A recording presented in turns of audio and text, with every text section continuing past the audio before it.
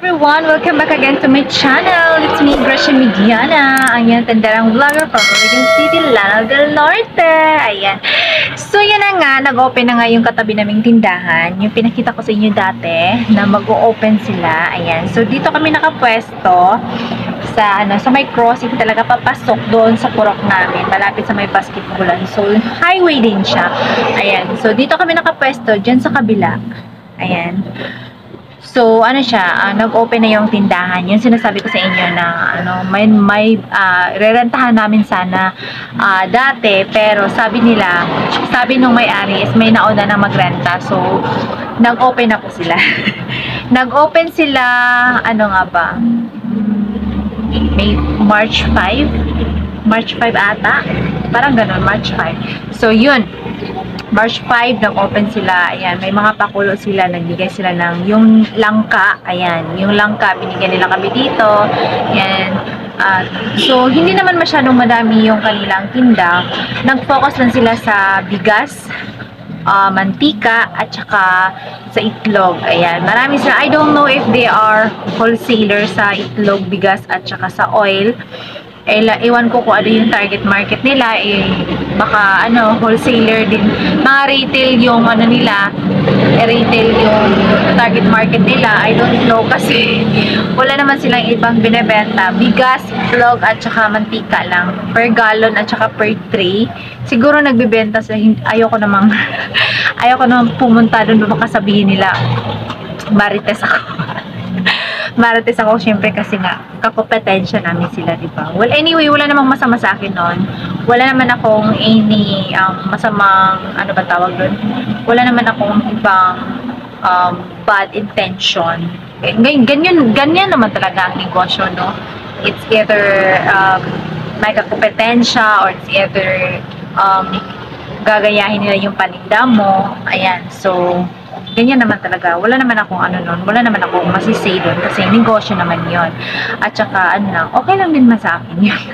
Kumbaga matira matibay kasi madami na din mga tindahan dito sa amin na nag-o-open. Ayan. So ilan na nga ba kaming tindahan dito? 1, 2 at saka meron din dun sa kabila 3, 4, 5, 6, 7, 8. Ayan. So, yung ika-8 is papasok. Tapos, hindi pa kasama dun sa papasok doon sa may likuran kasi meron din mga tindahan din doon. Madami din mga tindahan doon. Tabi-tabi lang. Ayan. So, well, anyway, ganyan naman talaga ang life. Ganyan naman talaga sa pagninegosyo, no? Paano na lang, pahabaan ng pasensya, palakasan ng loob, at saka matira matibay. Kung sino yung mag-give up, talo. Ayan. So sabi na nga ng iba ng customer namin dito, ayan, may, alam naman natin yung ibang mga customer, mga marites, gini mga marites, gini ba mga customer, okay, may magsabi man dahil, mag-report man dahil, may uy nag-open na sila, may kakompetensya na daw ako dito sa tapat ko. Tapos sasabihin sa'yo na, magdagdag ka ng mga paninda. Dagdagan mo yung bigas mo, yung itlog, dapat yung mantika mo, mag-wholesaler ka na din, ganon yung mga suggestion nila Hindi nila alam na rolling lang tayo dito, pa konti-konti lang yung ating pwede mabili, yung ating ikumpra kasi maliit yung ating puhunan, maliit lang yung ating pera, di ba? Kasi daw yung may-ari daw ng tindahan na yan is engineer, tapos pinababantayan na niya sa kanyang trabahante or sa kanyang tao. Ayan. Well, good luck. Well, good luck kasi pinababantayan niya sa kanyang tao. Ayan. Siguro kung matagal na din siya sa larangan ng negosyo sa ganitong klase, here, siguro alam na niya kung paano palalaguin, alam na niya paano patakbuhin kahit may tao, diba? Siguro madali lang naman yun i-inventory kasi nga 3 lang yung kanilang produkto, itlog, mantika at saka bigas. Ayan. So pero feeling ko maging din yan maging sari-sari store na din yan. Habang tumatagal, dadami at dadami din yung mga paninda niya. Maging katulad na din yan ng sari-sari store talaga. Yung ganito parang katulad sa atin. Pero okay lang naman para sa akin kahit ganyan naman talaga ang buhay. Laban lang ng kailaban. Laban! So, yun na nga. Ang daming nagsasuggest, dapat daw, gayahin ko na daw yung iba, yung mga paninda nila. Doon sa kabila, nagtinda sila ng mga daing, sibuyas, kamatis, yung mga pansahog, at saka mga gulay. Dapat daw uling, ayan, dapat gayahin ko daw yun. So, okay naman, walang problema dun sa mga sinasuggest nila. Kaya lang, ang problema, saan ako kukuha ng puhunan para doon? I-enough lang yung natin dito, puhunan, di ba? Yung capital. Wala tayong extra puhunan sa mga ganon. Ano ba yan? Siguro, pag may pag may extra puhunan, baka pwede na. Pero, wala pa akong wala pa akong puhunan, extra puhunan para sa mga ganon. Alam nyo kasi dito sa tindahan ko, ang lakas ng demand ng mga customer. Tapos, konti lang yung aking supply. Kasi nga, di ba sabi ko, ruling lang tayo. Kasi yung kita namin dito is enough lang po talaga para sa mga bayarin namin dito sa bahay, sa bills, tuition, at saka sa mga kuryente, ayan, so sa business loan pa namin, ganyan. So, enough lang talaga. At saka nagre-rent pa kami, di ba? So, enough lang talaga yung kita namin dito sa tindahan. At saka, enough lang talaga siya, walang extra. May makakapag-ipon man ako siguro, makakapag-ipon ako, aabot ng 2,000, 3,000, 5,000, ayan. So, ipambibili ko naman ulit dito sa tindahan. Same item lang din. Siguro may madadagdag, pero hindi ganun kaldag. Ayan.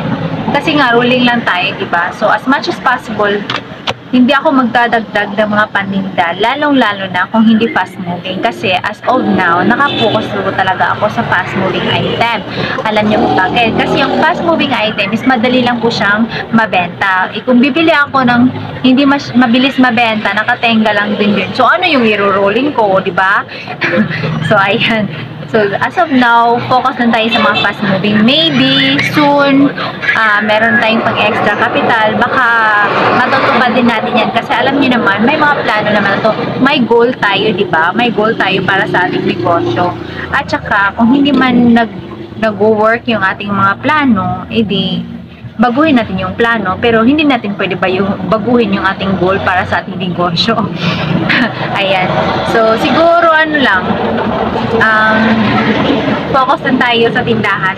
Hayaan na natin yung hayaan na lang natin yung ating mga customer na kung saan sila mamili. At saka lang din, may mga suggestions sila. Well, anyway, nakikinig naman ako, pero of course, ino-obserbahan ko. At pag nagtitinda ako nitong sinasuggest nila, hindi naman sila bibili, diba? So, ayan, ino-observe ko lang naman. At saka sinusulat ko din naman yun, yung mga suggestion nila, at saka kung ano yung mga pwede natin gawin para mapa-unlad natin itong ating negosyo. Of course, lagi ako may notebook na sinusulatan. Kasi every time na ako dito sa store, nagbabantay, ang lalim na ewan ko pa kung ako lang, ang lalim talaga ng paningin ko, ang dami kong iniisip, tapos tinitake note ko siya na ganito dapat gawin, ayan. So, may mga bagay akong dapat gawin, tapos sinusulat ko siya paano ko to gagawin, paano ko to siya paano ko ba ito ano ba tawag doon, itong plano ko, paano ko ba ito masusolusyonan at saka may apply dito sa aking store, ano bang pwede kong gawin. Alam nyo ba, hindi ko iniisip na yung competition o yung marami kang kakompetensya is hindi ko siya iniisip na as disadvantage.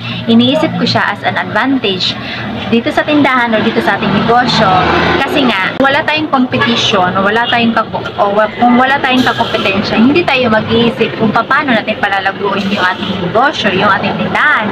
Hindi tayo makakaisip na kung ano yung mga paraan para mas mapadami pa yung ating customer, mapadami pa yung ating benta, at paano ito palalaguin kahit may kakompetensya, diba? So, yung mga kakompetensya is tinitake ko siya as an advantage na rin para sa atin, para makapag-isip tayo kung mga paraan kung ano yung pwede natin gawin, diba? So, yun. So, yung ating mga customer, so, hayaan lang natin sila kung ano yung mga sinasabi nila patungkol doon or patungkol dito, kung ano yung mga sinasuggest. Ayan. So, ako, nakikinig lang naman ako at saka nag-o-observe. Well, anyway, wala namang masama doon. At saka, mas tinitake ko siya as advantage talaga. Ayoko nang isipin na disadvantage yun kasi lalo tayong may stress. lalo tayong papangit niyan. Lalo tayong papangit yan mga Giant Zong. So, ano lang, good vibes lang tayo, okay?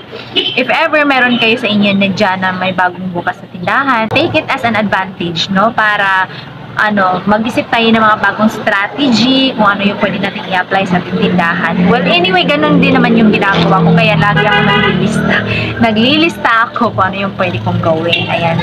Well, sana ganun din kayo if ever maka-encounter kayo ng ganyan, no? Ayan. So, mabait naman yung mabait naman yung may-ari. Si Mr. Engineer, ayan. Lagi nga yan bumibili dito ng pagkain ng kanyang manok. Ayan. So, well, anyway, that's it. Na-share ko lang naman sa inyo kasi, kung dito lang ako nakapagsalita, dito lang sa pag-take ng video, ayan. This is my way of, expressing myself. Kasi, wala akong mapagsabihan. Yung asawa ko, pag sinasabihan ko, namamarites din. So, yun. This is dito ko na lang i-share kasi para mas mapagaan yung aking loob. Ayoko nang isipin na problema yon. Kasi ang dami na natin problema, no? Baka mabuang na tayo. Ayan, so guys, kung meron man kayong kakompetensya or may bagong mag-open sa inyo dyan na tindahan, okay? Don't take it as a disadvantage. Instead, take it as an advantage.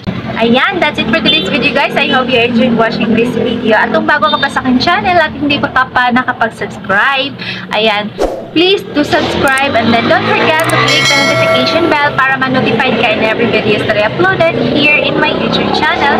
Lalong-lalo na sa ating mga business tips, ideas, and experience as a sari-sari store owner. Ayan. So, thank you so much sa mga nanonood.